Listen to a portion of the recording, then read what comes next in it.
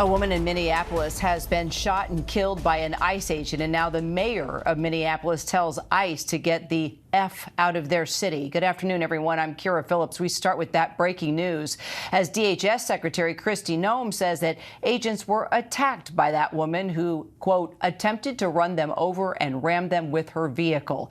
Here's what she said after she got word. It was an act of domestic terrorism. What happened was our ICE officers were out in an enforcement action. They got stuck in the snow because of the adverse weather that is in Minneapolis. They were attempting to push out their vehicle, and a woman attacked them and those surrounding them and attempted to run them over and ram them with her vehicle. An officer of ours acted quickly and defensively shot to protect himself and the people around him. And my understanding is that she was hit and is deceased. But the mayor of Minneapolis, Jacob Frey, has a different side of the story. He says ICE is lying and agents are just making things even worse. They are already trying to spin this as an action of self-defense. Having seen the video of myself, I want to tell everybody directly, that is Let's bring in our Luke Barr, former DHS official Elizabeth Newman, also former NYPD head of detectives Bob Boyce, and also Armando Garcia, who covers immigration for us. So, Luke, let's talk about these two different narratives. We're getting one from DHS. We're getting a totally different story from the mayor and the police chief there in Minnesota. I understand everyone now is looking into this video, doing interviews, trying to figure out exactly what happened. Yeah, Kira, that's exactly right.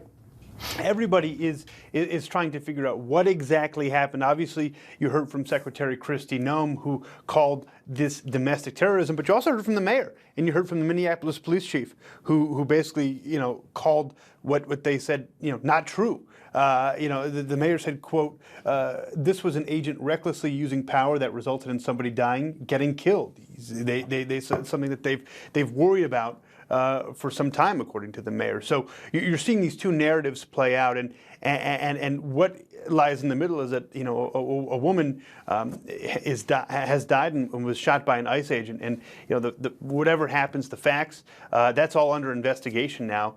You saw earlier FBI agents at the scene processing what happened, no doubt taking interviews of agents to get what happened and to get to the bottom of this incident, Kira. So, Elizabeth, as I've mentioned, you worked at DHS. Normally, federal agents work very closely with local police, but clearly everybody is at odds after this incident. What do you make of Secretary Noem's comments, and what are your thoughts here?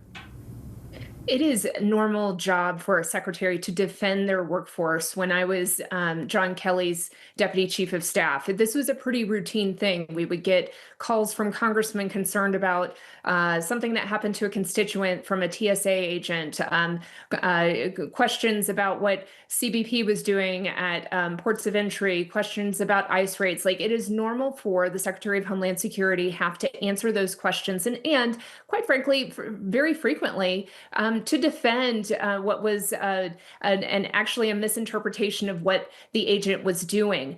The problem that we have in the moment with this administration is that I don't know that that the American public fully trusts their government anymore, in part because there have been multiple examples where we have the Secretary of Homeland Security claiming one thing and then later it turning out that that's not in fact the case. There's a lot more spin than fact-based commentary.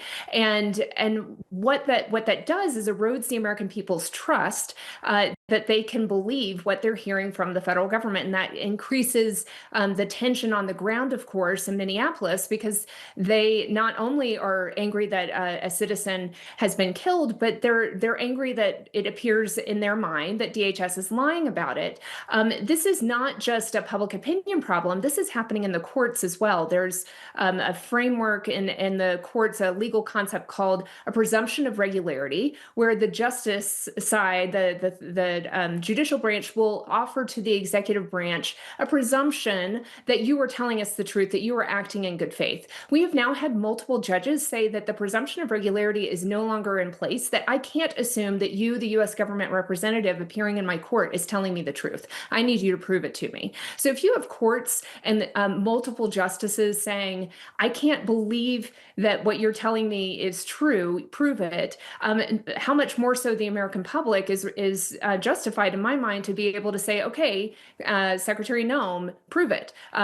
Show us how this is an act of domestic terrorism, because we've just had way too many examples where they have asserted certain things and then it turned out not to be the case. All right. So Bob, Elizabeth, worked on the federal side. She was at DHS. You were chief of detectives for the NYPD. What do you make of the way the feds are interacting with local police here, and how we have two different stories coming forward after the killing of this 37-year-old woman?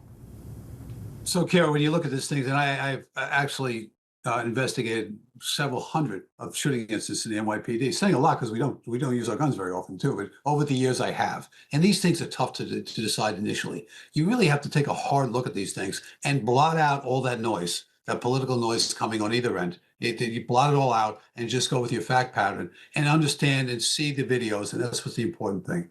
I would assume, that I said before, that I think Secretary Noem saw the body-worn cameras. That's why that statement was made. I can't tell you 100% if that's true. But I'll tell you this. When you break these things down, you have to make two decisions. Is the officer within guidelines of their actions? Did they take legal and reasonable accommodation to protect themselves? Secondly, were the tactics appropriate, or were they missing there? So these two things have to be delivered right now. Again, within guidelines, defending his own life or her own life. And the second thing is, were the tactics poor, or were they in line with what was going on at the time? Chief O'Hara specifically states that this car was blocking the intersection. And that's what I'm taking the takeaway there. This person was obstructing governmental administration.